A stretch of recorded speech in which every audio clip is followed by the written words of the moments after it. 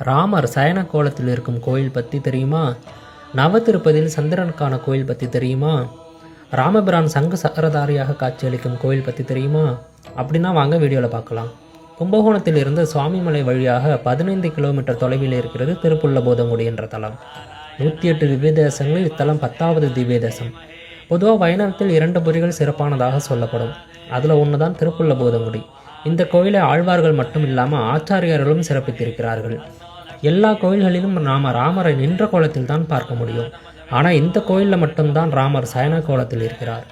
ராமாயணத்தில் சீதை பிராட்டி ராவணன் இலங்கைக்கு கட்டாயப்படுத்தி அழைச்சிட்டு போகும்போது அதை தடுக்க போராடியவர் ஜடாயு. இந்த போரில் ஜடாயு ராவணனால் கொல்லப்படுகிறார். ஜடாயுவின் தியாகத்தை போற்றிய ராமபிரான் அவருக்கு ஈமைக்கிரியை செய்ய நினைக்கிறார். ஈமைக்கிரியை செய்யணும்னா மனைவியும் கூட இருக்கணுமே. சீதா பிராட்டியை மானசீகமாக ராமன் நினைத்து வழிபட சீதையின் அம்சமாக விளங்கும் பூமாதேவி எழுந்தருளி ஈமைக்கிரியை செய்ய உதவினார். எனவேதான் இத்தலத்தில் சீதைக்கு பதிலாக பூமாதேவி மட்டும் உள்ளார். திருமங்கை ஆழ்வாருக்கு சங்கு சக்கரதாரியாக ராமபிரான் காட்சியளித்த தலம்.